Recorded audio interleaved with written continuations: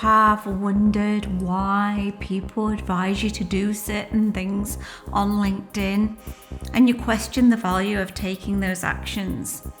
Well, I have some advice and some methods that I share on my LinkedIn workshops, and I'd just like to share a few of them with you today. So first of all, why bother joining groups? Because right now, they're not really working very well. People aren't really interacting with each other in them.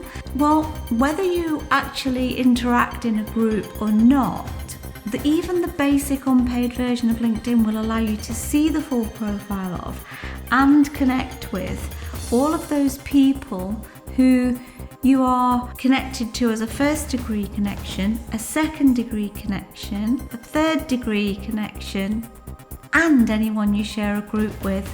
So maybe it just pays to go and join those groups which have got like a high content of your target market, or people who've got quite a lot in common with you and therefore they're in a great place to pass your referrals. You can also tag those people in your posts. So even if you never ever interact in a group again, it's probably worth joining them to extend your reach. Why create a business page? Because you can't really interact with people or connect with people through a business page. And unless you're a huge company, you don't get many followers. Well, business pages are very, very SEO friendly. So that's one good reason. 2, it makes you look very professional. And 3, it does mean that you can bring your company logo through to the experience section of your personal profile, and that looks really good. Why should you stop selling? Well, on any given day, you can search through your LinkedIn home feed, or you can search through the content of people, and you will find somebody complaining about being sent a sales message the minute you've connected with them. Not very many people like it. Okay, some do, but the percentage is very small.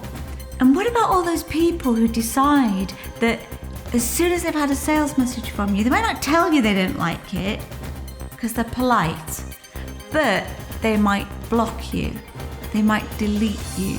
And in doing so, they're taking away your reach because they're taking all of the people that they're connected to away with them. Try building relationships instead.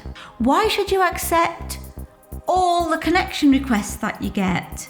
Even if you look at somebody's profile and you think that person isn't really any use to me, they're in another country, or they're not doing anything that's remotely related to what I do, that doesn't really matter.